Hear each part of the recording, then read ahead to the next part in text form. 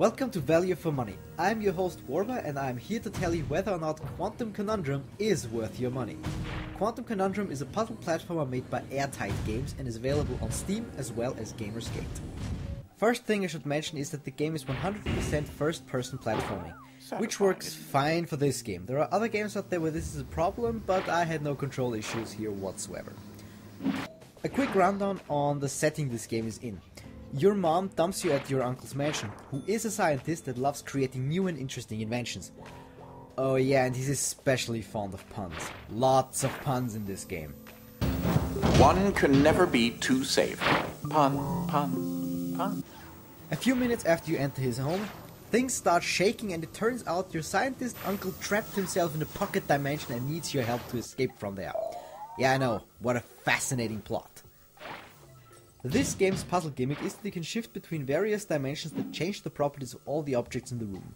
Depending on the puzzle at hand, you can either use the fluffy dimension that makes everything as light as a feather, the heavy dimension that makes everything heavier and immune to lasers, the slow time dimension where the flow of time is extremely reduced, and the reverse gravity dimension.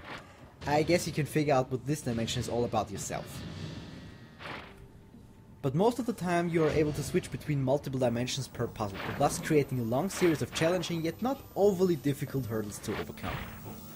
As you make your way through the mansion, your scientist uncle communicates with you from his pocket dimension and adds a lot of light-hearted atmosphere to the gameplay.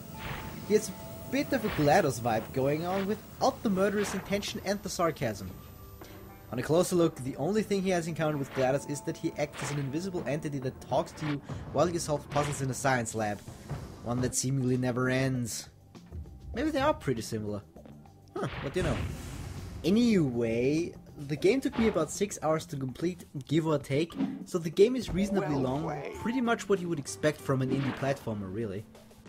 So, my final verdict is as follows. Quantrum Conundrum costs $14.99 or €14.99 depending on where you happen to live. The game mechanics are well implemented and function as they should. The jumping is spot on and the game features a big variety of different puzzles. Mechanics wise, Quantrum Conundrum gets 5 stars.